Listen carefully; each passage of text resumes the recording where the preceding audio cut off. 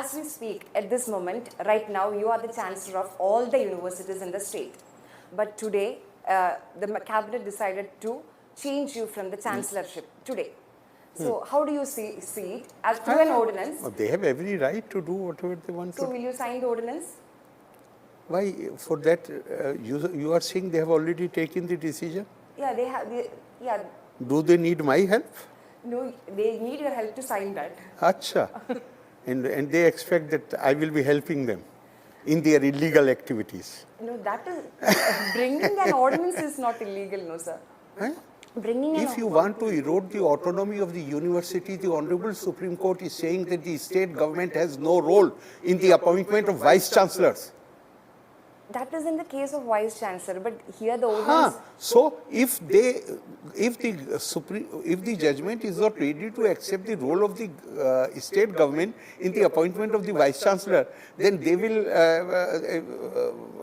will have nominee of the state government as the chancellor. Will that be acceptable? Will that not be repugnant to the UGC regulations? So you won't sign it. First, let it come to me. If they, one thing is certain, that because they are targeting me, therefore I won't like to be judge in my own cause. You will seek. No, they will have to brief me. Okay. You'll consider Last bills which are pending with me, despite my writing to them, you need to brief me. I have certain queries to make. That's why you haven't signed that amendments. It is not question of that is why. I can only give you the events as they are. Bills come to me, I look at them, I find some inconsistencies, I find something which according to my view, contradicts with the constitutional provisions. Therefore, I write to them, you need to come here, and even otherwise it is your duty, constitutional requirement, to brief me on a regular basis. You have never done that. You always Despite have that repeated reminders, you have failed to do it. But if you want me to consider this signing, come and explain to me the provisions. They satisfy my queries. Yes, They have never done it. Okay. So I do not know if they will come to brief me about, or they are just doing it for the optical purposes. Anyway, the ball is in your court right now. Last December, I think it was during the reappointment issue of the Kannur VC, you told that you are ready to give away the chancellorship. Let the CM take the chancellor. Then what? Not only that, for 30 days, yeah, I know that. I did not allow any file relating to the universities.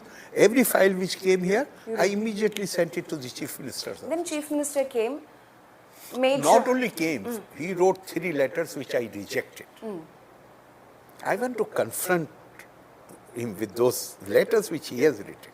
And the 4th letter, mind it, 4th letter, a senior officer of the government of Kerala at that time, now retired, comes here with the draft and says, you make amendments as you like, but he says that you will have to continue as chancellor.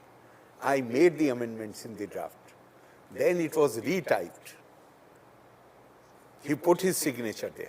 Even today they are fully aware that any such arrangement will not be acceptable either to the academic world, which are very, very jealous about the autonomy of the universities. It will not be in accordance with the UGC regulations. What they are doing it only. The last bill, they know that it goes against the UGC regulations. Therefore, so many months have passed. They have not come to brief me, despite my asking them to go. So, they are not doing, these are not serious things. Their complaint is that you are not signing it. I will not sign unless you come and brief me and respond to my queries. There is no way you can make me sign. But I am giving you an opportunity. Why don't you come? Okay, so I'm assuming that if CM comes here and briefs you about... And if satisfies, because I will show these, why you had written these letters. What is the worth of that? Have you any sense of honor?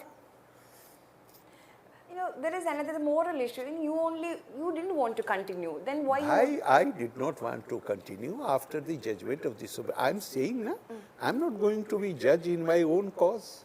They are targeting me. Therefore, I would never like to be judge in my own cause. Then who will be the judge? Honorable President of India. You will send it to President. If the queries which I make, because we have to, why the office of governor is there? To see that the measures which are adopted by legislative assembly are not riddled with provisions which are inconsistent with the constitutional provision. That is my purpose. Ultimately, it is the responsibility of the honorable courts, senior judiciary,